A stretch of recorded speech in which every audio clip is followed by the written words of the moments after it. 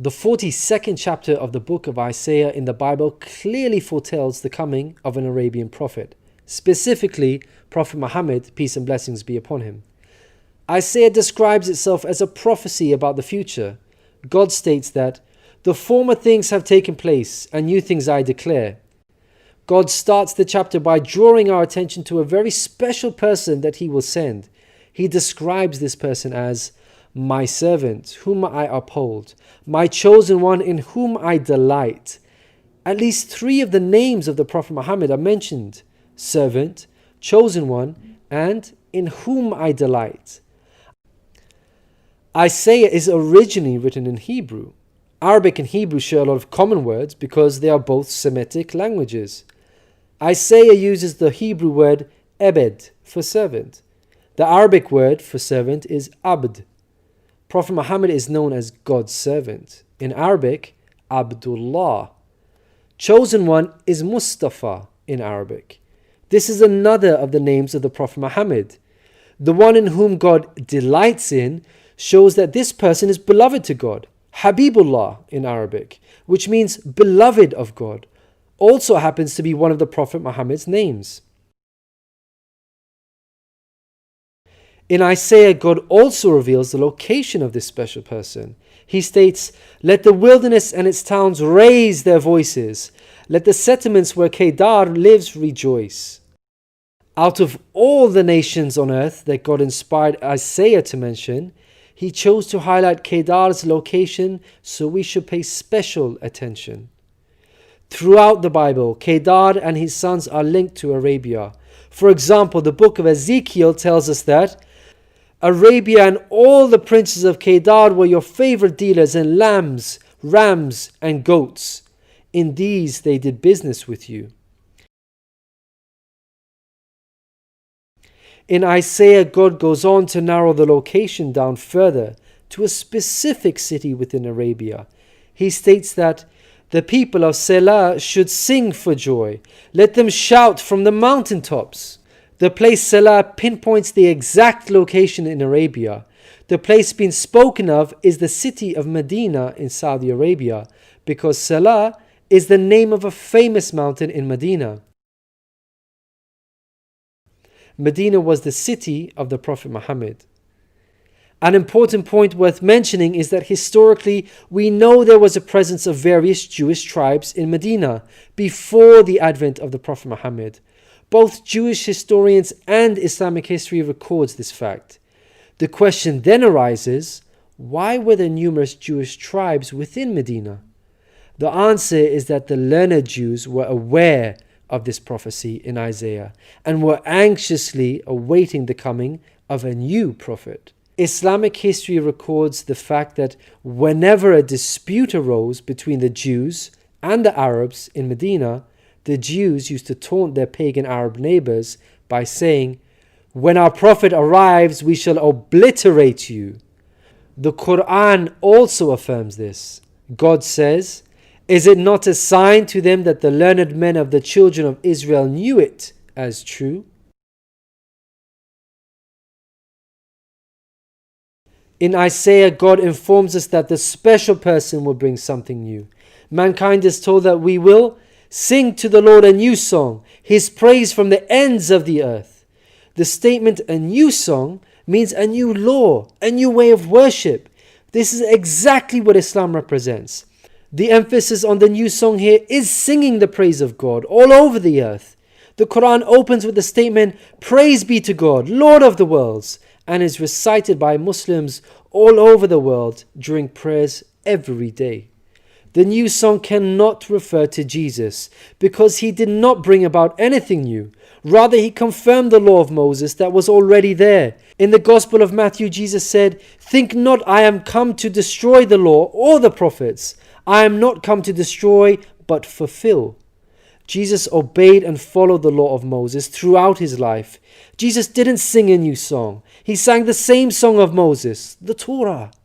Moreover, the disciples of Jesus also followed the law of Moses, even after Jesus departed. In the book of Acts, we are told that the disciples looked to the Torah for guidance. For the law of Moses has been preached in every city from the earliest times. In Isaiah, God emphasizes the universal mission of the coming person by mentioning that he will be made a covenant for the people and a light for the Gentiles. Gentiles means non-Jews. The Quran confirms the Prophet Muhammad, peace be upon him, was sent to the whole of mankind, Jews and Gentiles alike. In the Quran, God tells us, "We have sent you, O Prophet, as a bearer of glad tidings and a warner for the whole of mankind, but most people have no knowledge." The verse in Isaiah cannot apply to Jesus, because in the Gospel of Matthew, Jesus said, "I was sent only to the lost sheep of Israel." In Isaiah, God further states that he will lead the blind by ways they have not known. Along unfamiliar paths I will guide them. The pagan Arabs at the time of the Prophet Muhammad fit this description perfectly, because they had not been sent a messenger prior to Muhammad. The Quran bears witness to this. God states that Muhammad was sent to warn a people to whom no warner has come before. The verse in Isaiah cannot apply to Jesus, because his people, the Israelites, had already received a multitude of prophets from God.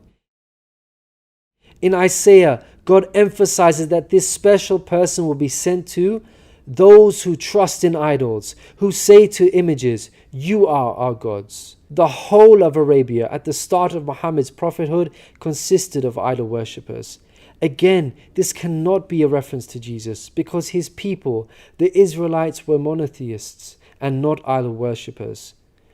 Moreover, Jesus explicitly told his disciples to stay away from the idol-worshipping Gentiles, the exact opposite of what God prophesied in Isaiah. The Gospel of Matthew tells us that these 12 Jesus sent out with the following instructions: do not go among the Gentiles.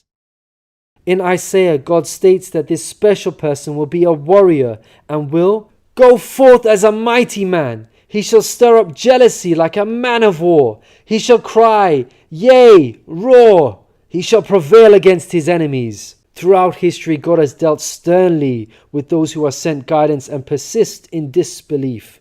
Prophet Muhammad, peace be upon him, had to engage in many battles with the idol-worshipping enemies of God and ultimately prevailed against them. By comparison, Jesus did not triumph over his enemies. According to Christians, he was crucified by them.